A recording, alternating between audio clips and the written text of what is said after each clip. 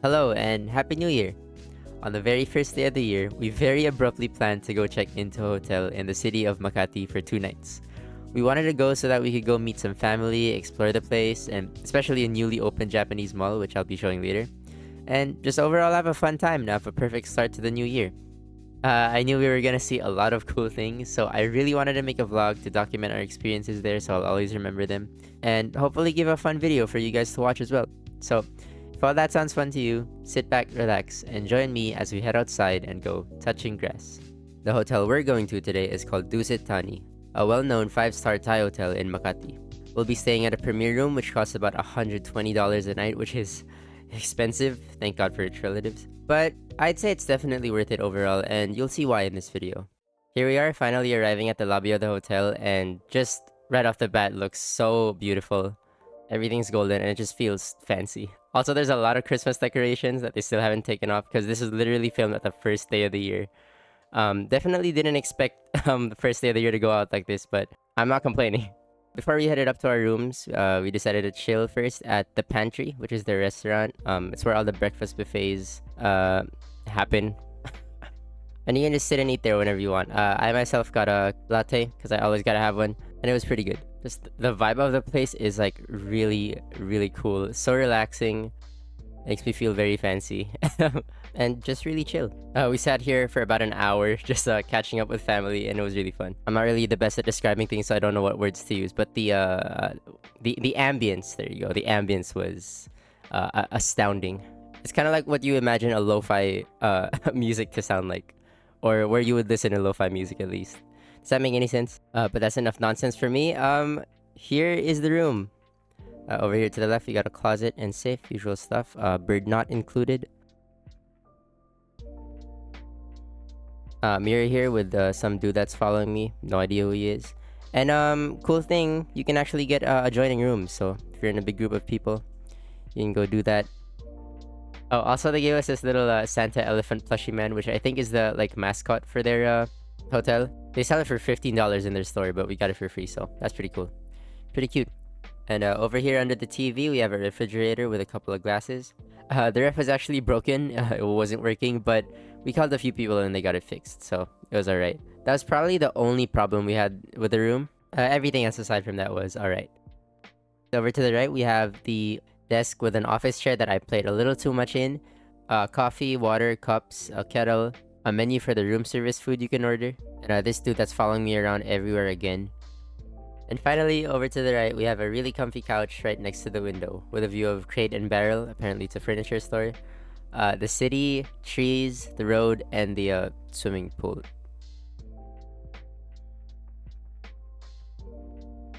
Also, they got hangers, robes, also I can fit in the closet, I tried, and they got slippers and an ironing board and an iron. And that's about it for the room tour. There's still a bathroom that I'm going to be showing you later, but right now it was time for us to go downstairs and go do some stuff.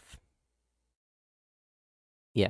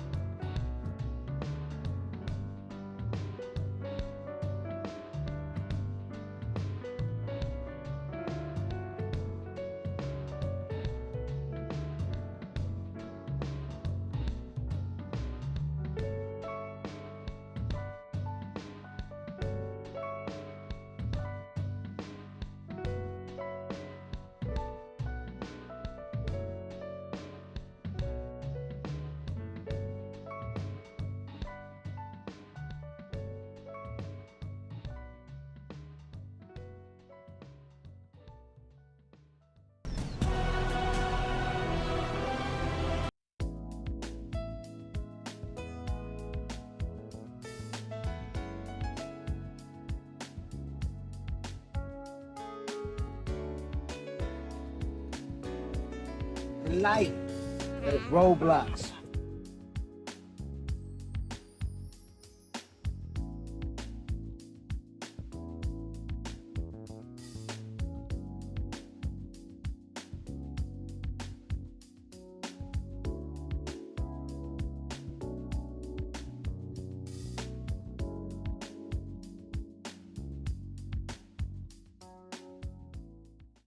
After a really long and fun night out, we finally went back to the hotel room to settle down and just chill for the rest of the night.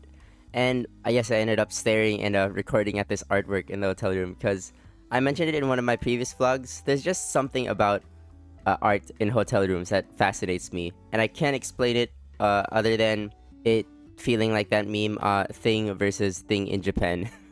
Except this time it's artwork and artwork in hotel. I don't know, it's because I guess you can see just like if you go to like any furniture store, I'm sure there's like a lot of paintings there, a lot of artworks there that you can buy that I'm sure have their own meanings made by their own artists, but they feel really like modular, I guess. The artwork isn't made to have at least in those stores, they're not made to have a specific meaning in mind as compared to like paintings like the Mona Lisa and whatever, which do have like meaning behind them, or at least I think so. They really feel modular. I guess their meaning is sort of like general, in a sense that I feel like they're made to be able to fit in these different places, wherever their customer wants to place them. So I don't really feel that much things. Don't get me wrong, there's still a lot of good art in those kinds of stores, but I don't really feel as much as I do when, again, looking at a painting with meaning, like what's another one, like Scream or something. But that definitely changes when you put one of those like, I guess, modular art pieces into a room or a place with meaning. I guess you're sort of taking that painting and then giving it meaning. So like, so I guess if you were making a room with a theme behind it, and there's an artwork from a store that you think would really fit with that theme, put it in that room, and then suddenly it gains a whole lot of meaning of why it was placed in that room, why it vibes with the rest of the room, why you chose that art piece in particular. So I guess, I don't know if that makes any sense or if you understand it at all, but I guess that's why it's that this way. So about this flower painting thing, if I saw it outside in a store, probably wouldn't feel much. But the fact that it's placed in this hotel room really makes me wonder why they went with this design. And just things like those, just thinking of things like those really interests me. Just trying to get behind why people added this, why people added things, why people made things the way they are, and, you know, what meaning they have behind them. And I do have a little bit of a theory why. I'm probably looking into this too deep. Forgive me, I'm an Elden Ring lore guy. I look deep into everything. I think it's because, in the Philippines at least, in Manila, it sometimes gets, as it does with a lot of big cities in the world, I'm sure, like New York, other big cities, whatever, I can't name any off the top of my head, are the same, where they're great and all, you know, the hustle and bustle, as they call it, buildings, cars, whatever, they're cool. But sometimes too much of them without nature gets kind of tiring and draining. So it's really cool that in Makati, they made it a goal for them to make it kind of a fresh and clean city with, yes, it has a lot of buildings and cars, but they integrated nature into the city so that it's not completely just concrete buildings and stuff. It's that it's buildings like intermixed with nature. And with this hotel being in Makati, I'm definitely looking way too deep into this, but this flower painting really fits that vibe, where, yes, it's this 5-star hotel with like lights everywhere, fancy building stuff, whatever, but just to feel a little bit more naturey, just like the city, they added this flower painting to sort of remind you of nature, I guess, and sort of feel that mix of nature and buildings that Makati has. Don't know if that makes sense again. Also, the thing I said earlier about modular paintings could be just completely wrong for this situation, as maybe they hired an artist to make this art specifically for this room. So if that's the case, that's a bit embarrassing, but I don't care. I'm gonna keep my whole thing about modular paintings still in this video. I'm not cutting that out, because for sure some hotels do that, especially like a bit cheaper ones. I went to a cheaper hotel in my last vlog, and that for sure, and I'm 99% certain that they bought the artworks there and that they weren't made for that hotel. You can watch my last vlog for that, a shameless plug. But I also go into this one painting in the room. Just to summarize, it was basically it was a really like dirty part of the city, like really polluted. The view was just wow. But They added this one painting above the bed, which is basically like colors of the beach. At least that's how I interpreted it. Like just the, sand, water colors and stuff that really remind you of nature, which I guess is really needed to feel some like semblance of nature in that really like polluted, very city place. Just so that the room has a little bit more life in it, because without it, it would feel pretty lifeless. But that's all. I think I talked way too much about paintings in hotel rooms. Just something about them, man. Something about them makes me think a lot, and they're cool, and I like them. Also, again, for the last time, I guess the modular painting things doesn't just only apply to paintings. It can really work for anything, any furniture, anything really. But I guess just hotel room paintings just catch your eye more, and make you think of them way more than like a chair or a table would, I guess. But anyways, that is way too much talking about art. It's time to unwind and go have a really nice warm bath at night. After finally becoming friends with the 3 people who were following me the whole day. Also, after this sick ass transition I did, watch this. And the Oscar goes to...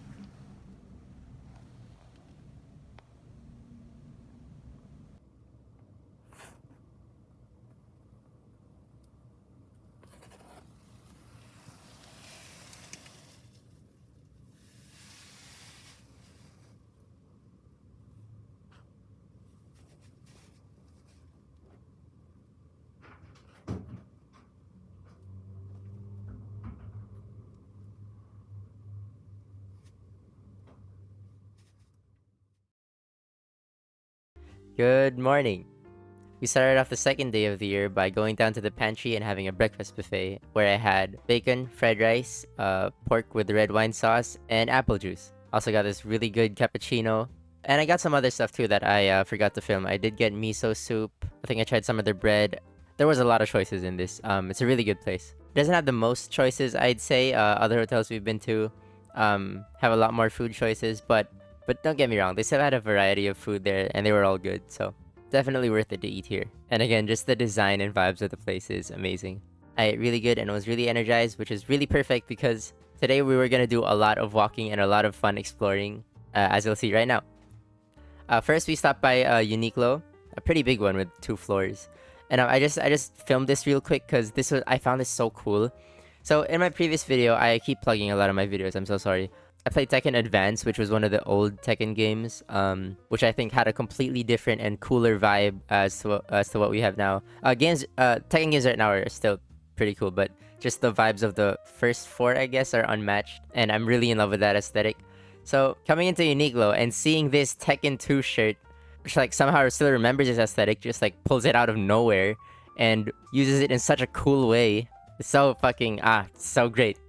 Unfortunately, didn't buy one because I spent all my money on something else that you'll see later in the video. But these are so cool. If I had the money, I would definitely get some of these, and even more of these if they keep making them. Just something about that old vibe, those old graphics, so fucking cool. And whoever thought of making this into merch is a genius. Like, actually give that guy a raise. He knows his shit. We stopped by SM real quick, which is a mall right next to the hotel, just like walking distance. Like, you actually just cross the road to get there. It's pretty cool. Because today we were going to a place that we've really been wanting to go to for a long time, as we heard it was going to be opened. It's Mitsukoshi, a Japanese hotel which is the first of its kind that's being opened in the Philippines, I think. And we saw in pictures, just like, obviously because it's a Japanese mall, but just it looks so different and cool and not of this country. Just so refreshing, I guess, because we go to a lot of malls and they all look pretty samey eventually. So having this Japanese style mall, we're really excited to go there. And they also had a gacha store, and we also saw that they had a Fully Book, which was collabing with the Japanese bookstore. Fully Booked is this bookstore that's here that I often go to go check on comics and manga or whatever. And knowing that they're collabing with the Japanese store just made me so excited because I know there was gonna be like a boatload more of manga there. I myself am collecting Berserk right now. I'm far from being finished. I finished the series already, but I'm far from collecting all of the volumes. I realize that manga collecting is a very expensive hobby, but very cool nonetheless. I'll get there eventually. Sticking out your gap for the Rizzler. You're so skibbity. We arrived pretty early to the place and wasn't open yet, so we stopped by a nearby Landers, which is a membership shopping thing we have here. It's like a big ass supermarket with a lot of stuff. And this branch in particular was like really big. It had like about 3 floors, and there was even like a band playing in the lobby, which was pretty cool. I've never seen that in a supermarket before. But yeah, we were here just passing time. We didn't even buy anything. We bought like 2 things because we weren't really there for groceries. The whole place was really cool though. There's this really beautiful alcohol cube, which I really appreciated because I'm an alcoholic. I'm an abusive alcoholic. That was a joke for legal reasons. They also had a really big toy section, which are my favorite sections in any fucking place like this. If the toy sections aren't your favorite part of the store, can I really trust you? Like, are you really a human being? Yeah, I ended up staying in that section for way too long, just looking at things I never bought. But luckily, they left me this invisible chair here that I chilled on for a bit. Went down to pay for like the 2 items we got. On this walkalator, also walkalators are superior to elevators. I will not take any other opinion. And after that, we crossed the street and Mitsukoshi was finally open. And oh my god, it was so cool. I'm pretty sure they don't even do this in Japanese malls. But as soon as we got there, there was this Japanese dude. He's probably a manager or one of the owners who like bowed at us at the entrance. And I thought, that's pretty cool. Never really experienced anything like that here. They don't really do that here. But then as we walk in, there's like literally about 10 people who bowed down to us. Bowed down on not like that. Who bowed to us to welcome us into the mall. I'm sure they don't even do that in Japan. So like at least not in most places probably. So I was pretty shocked that to enter that place. But oh my god, it was great. It was such an amazing entrance to this amazing mall. I didn't get to vlog too much because I was too busy just looking around in awe at the place. But I did get this little bit of footage. It's just, what beautiful architecture. But going up the 2nd floor, we were greeted with a bunch of lights and what I could only describe as the closest feeling I'll ever get to being in a Sea-Dog VA video.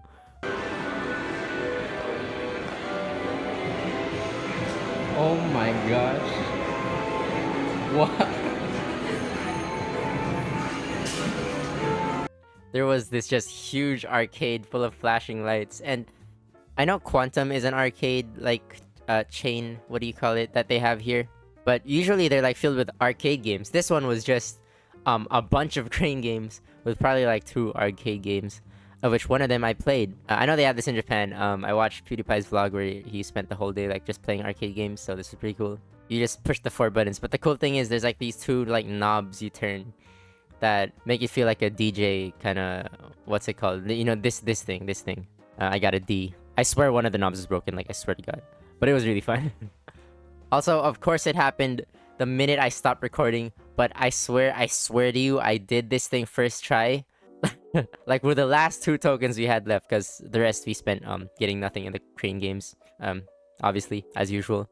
But the last 2 tokens we had, I put into this machine, and I swear the first button I press, I win this prize. It's nothing that big, really. It's just this Angry Birds Lego. I'm pretty sure that cost more than the 2 tokens I put, so that was a win. Not that I'm gonna sell it, it's just it makes me feel cool that I got to quote-unquote profit on one of these things. But I guess not really, because I also gave them like a lot of tokens that didn't really get me any prizes. So did I really? Probably not. Maybe, I don't know. But yeah, this thing was cool. This is what it looks like when it's built. Angry Birds Pig Man. But after a fun time at the arcade, we stopped by a nearby Daiso just to look around. I don't remember the last time I actually bought something from a Daiso. But toy section again, there's a bunch of stuff I used to play with as a kid that I don't really play anymore. Damn, it's been years. That'll make a good video. Don't steal it. Don't steal it, please.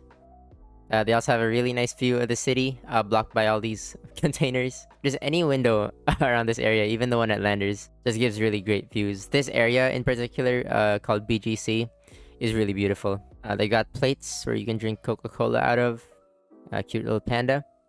And a really cool thing I was excited to see that I didn't expect to see here was mystery bags. I guess if you watch my videos, you'll see in my memes, and I guess I mention them sometimes. But I'm a huge trash taste fan of Sirog VA, of the Anime Man, of Giguk, and everyone around them. Chris Broad, Abroad in Japan, Tokidoki Traveler, and now PewDiePie's like one of them too. I just love watching Japan vlogs. Favorite thing to do while eating anything at all. The reason why I was hyped for this is because in a lot of their Japan vlogs, I guess it's part of their culture that they have these mystery bags that you have no idea what's in them.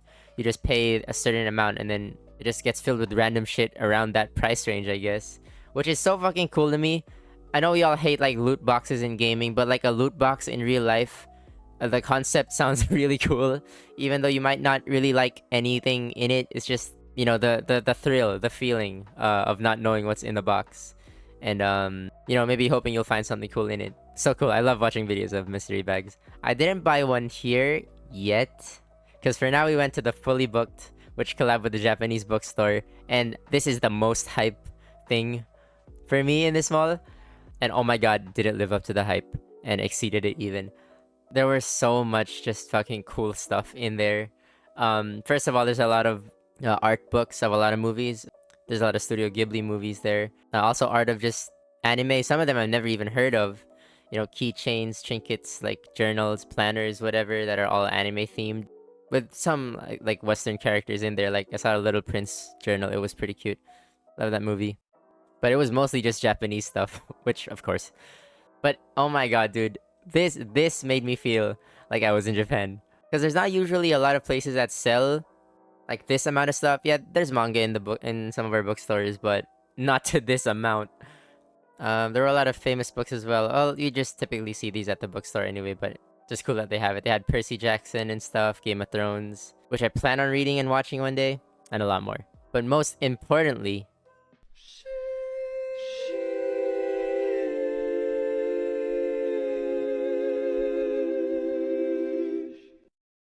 oh my god, it's heaven. Even if I didn't buy a single one. Their manga section was fucking stacked. I have never seen so much manga in a single room in my life. But this is probably nothing if you live in Japan. This is like just a normal day for you probably. But this is very special to me. They had Gantz, which I finished. Plan to collect those one day. Death Note, which I watched. They got Kaiju 8, which I heard is pretty hype. I'm looking forward to its anime this year.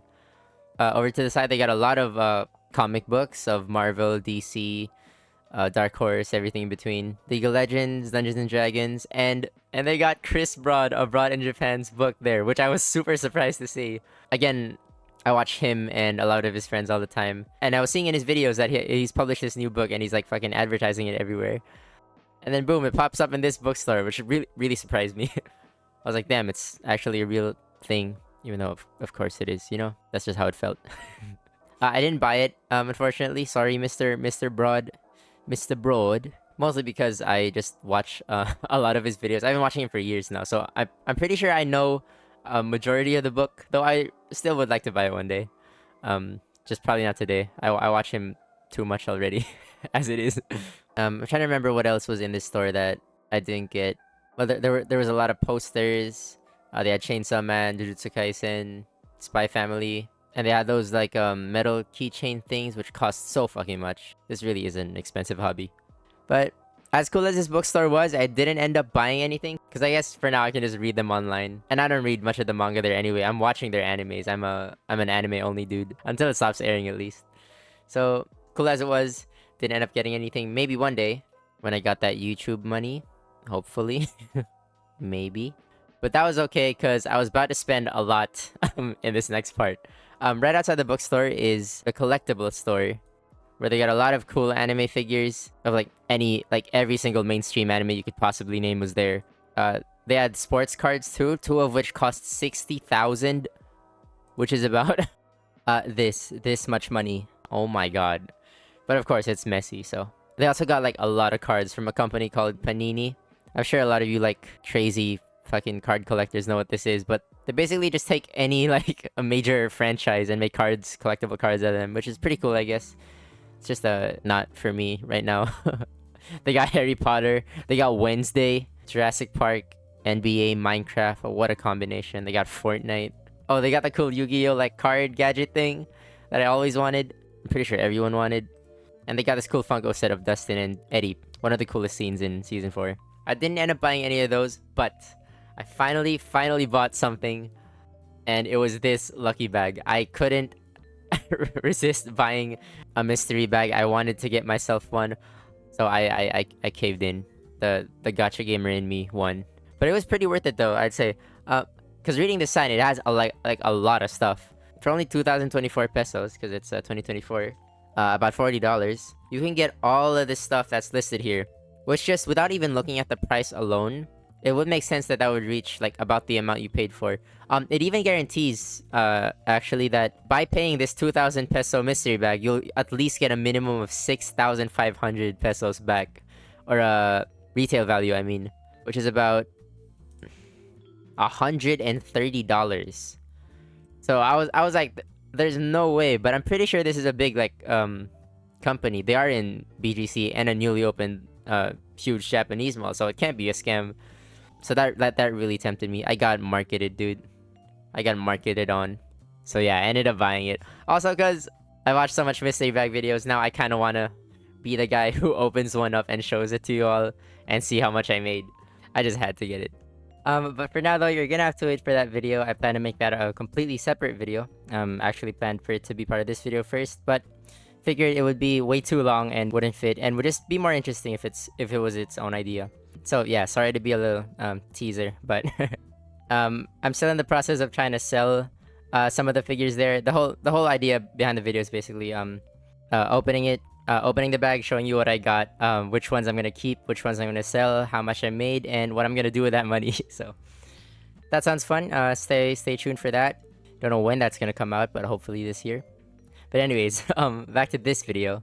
The last shop we went and checked out was the gacha store I mentioned, which unfortunately for now didn't have anything that I wanted to buy. I forgot to film it, but it was a Bandai gachapon store. Which, thinking now, probably it being Bandai is the reason why I didn't really find anything that I wanted. Yeah, I was expecting like a lot of big names, like, you know, just any of the mainstream anime you can think of. But they unfortunately didn't have that much. They had Sandland, the new games coming out. They had random dudes I didn't know of. They had just random vegetables. You're just gonna have to imagine, because I'm probably not gonna find the pictures of them online. Though when I looked up the store online, there was like figures like Jujutsu Kaisen and stuff, which unfortunately I didn't see there. Maybe they just didn't have them that day. But the only thing that was closest to something I wanted to buy was an Evangelion figure. But it was part of the Shin something universe by Hideaki Anno. So it was not just Evangelion, it was also mixed with Ultraman, Godzilla, and Kamen Rider, which are all cool, but only really wanted to get the Evangelion, and I didn't want to waste any money on the chance that I don't get it. But it was really cool. There were a lot of stuff there, just stuff that I wasn't into, but probably when I come back, they might have some stuff I'm into. So that's one thing I'm looking forward to when I come back. Definitely checking this place first. Next thing after this, forgot to film it again. Went down to the food court. I saw Ice Spice. Went to the really beautiful grocery to get a cake, and went back to the hotel. I realized, looking at this timeline right now, that I have been talking for so long. So now I'm just gonna bless your ears by making the rest of the things we did just a montage with some chill music in the background. Your ears can finally rest from my voice. So I'll see you at the outro.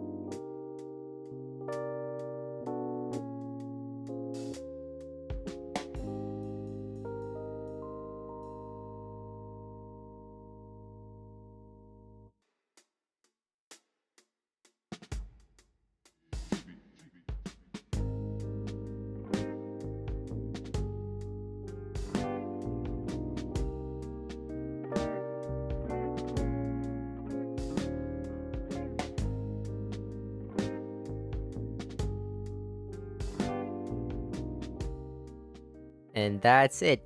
After another great night out, we headed back to the hotel, had a really good night's rest, woke up the next morning to have another breakfast buffet, and finally head back home. So, I guess now that we're at the end, I'm just gonna give a quick little review of the place. I mean, I pretty much said everything I think about the hotel and the hotel room a while ago, but I guess a final rating. Apparently, I do this with every hotel vlog of mine. I would rate this hotel a 9 out of 10. Very good. Again, said everything already a while ago, but summarize. Beautiful looking place, good service, good people, good food. Near a lot of places, a lot of malls. I guess the only reason it's not a 10 out of 10 is because this might be just a personal thing, but I guess there's nothing like wrong with the rooms themselves. But they definitely you can feel that they're old. That it's been there for a while. Not that it's dirty or dusty or anything, but you can just tell, you know, because this hotel has been here for quite a long time. I guess it could use a new makeover, which is why it's not gonna get a 10 out of 10, just like the last hotel we went to, Diamond Hotel. Those rooms felt fresh and new. But yeah, this hotel, Dusit Thani, did everything perfect. Good price as well, I should mention. And yeah, a little makeover could give it that +1 that it needs to get a perfect score, but for now, it's 9 out of 10. Not that much really a big deal. I still had so much fun in the 3 days that I spent there. 3 days, 2 nights. What a great start to the year. I really didn't expect to be going to this sick-ass hotel and go around these cool malls on the first ever day of the year. This just, again, happened like impromptu, just like sporadically. That was really fun. I'd love to go back here one time. What a great start to what I believe is going to be a really great year. So, yeah, I guess that's about it. I've said just about everything. I said too much even in this video, but I just really wanted to share with you all the experiences, all the fun things we did, as much as I possibly can with words. And I hope that conveyed to you in some form. I hope you had fun with the video, because I really did have fun filming and editing this. Vlogs are always fun to do. So yeah, I hope you enjoyed it as much as I did. But nevertheless, thank you so much for watching, for just being here at all. I really appreciate it. That means a lot to me. And I hope you stick around for my next videos to come, because I'm gonna be uploading the most I ever did this year. I know, even though I didn't get to upload in January, I'll make up for it this month. I swear. Yeah. Thank you so much for watching, and I'll see you all next time. Goodbye.